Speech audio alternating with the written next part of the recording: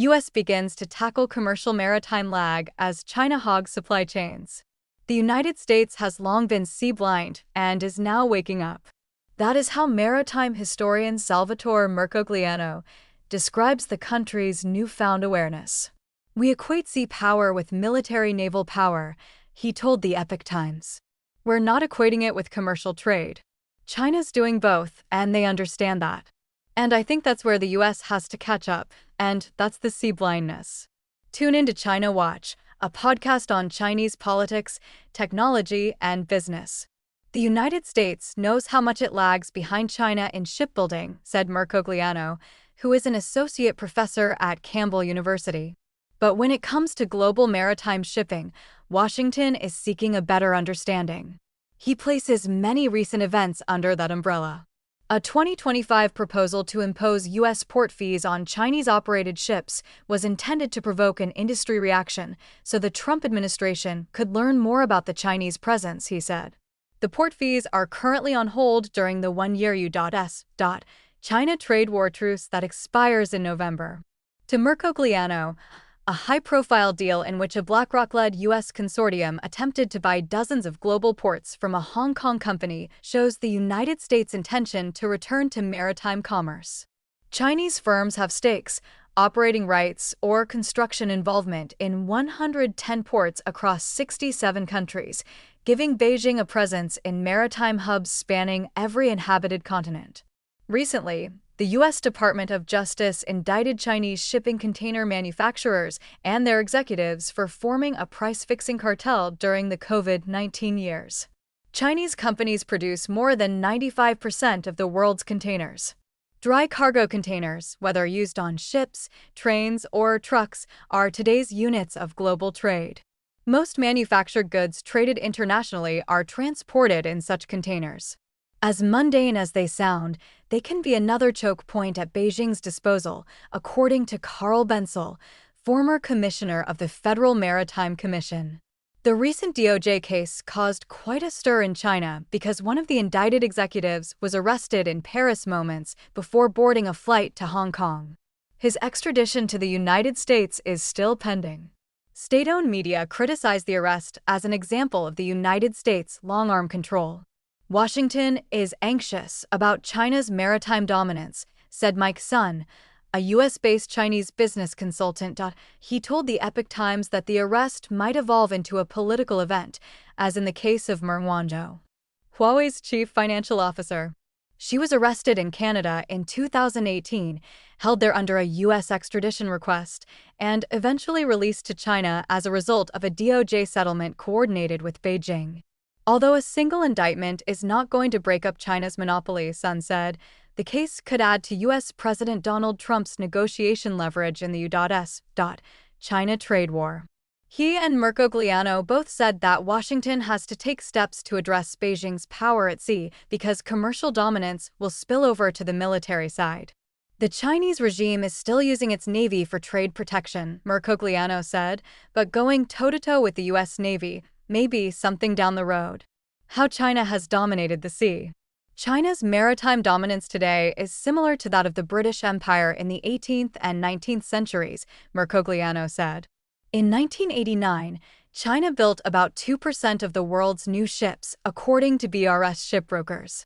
China was a minority player in global shipping then, Mercogliano said, and as early as the 90s, China began to focus on all aspects of shipping, including shipbuilding and ship repair. He described the initial efforts as uncoordinated. That changed after Chinese leader Xi Jinping took the helm. With the 5-year plan ending in 2015 and the following Made in China 2025 industrial policy, China solidified its dominance in shipbuilding. Chinese businesses also started consolidating into state-owned conglomerates, and Japan and South Korea began losing market share to China. China captured 70.9% of global ship orders by the end of 2025, up from 51% in 2022, according to BRS shipbrokers. That rapid expansion occurred despite uncertainties surrounding proposed port fees and tariff roller coasters. Mercogliano said China is intentional and strategic in its approach, including pushing regulation in its favor at the International Maritime Organization, a UN agency. A new set of decarbonization standards approved in April 2025, but not yet adopted, would shorten an existing ship service life from 25 to 30 years to about 15 to 20 years, he said. The adoption of the new standards is still in negotiation, delayed from its original implementation date in October 2025.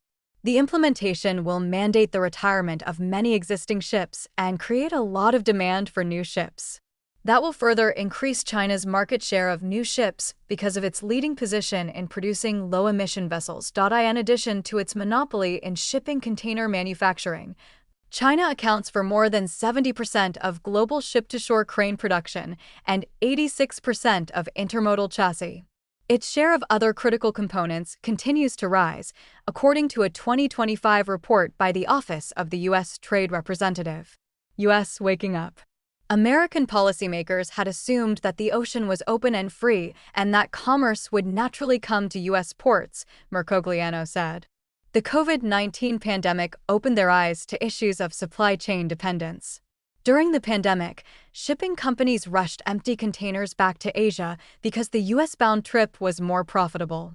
That left U.S. export businesses with insufficient capacity, resulting in delayed shipments and profit losses due to steep increases in freight costs. Congress responded with the Bipartisan Ocean Shipping Reform Act of 2022, the largest overhaul of ocean shipping law in decades. The law made it harder for carriers to reject U.S. export cargoes and expanded the Federal Maritime Commission's authority to initiate investigations. Armed with the new law, the Federal Maritime Commission has hired more lawyers and analysts to better understand global seaborne trade, according to former Commission Chairman Daniel B. Maffei. In March 2025, the Federal Maritime Commission began an examination of unfavorable shipping conditions affecting U.S. companies at 7 global maritime choke points: the Northern Sea Passage in the Arctic, the English Channel, the Strait of Malacca, the Strait of Singapore, the Strait of Gibraltar, the Panama Canal, and the Suez Canal.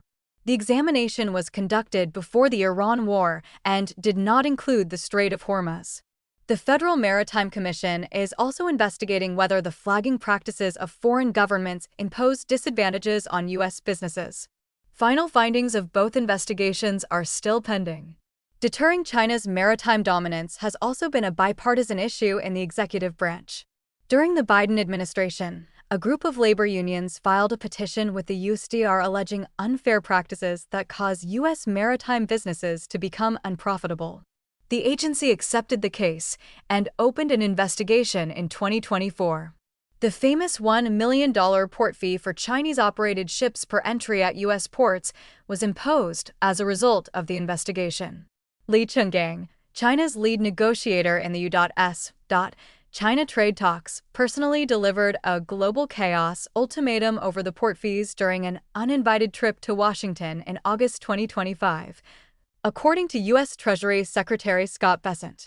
The measures were suspended for a year as part of the truce Washington and Beijing reached in November 2025. Along with the one-year truce, China lifted its export controls on rare earth elements that would have prohibited the United States from using any products that source Chinese materials or use Chinese processing technologies, which are used in most rare earth products worldwide.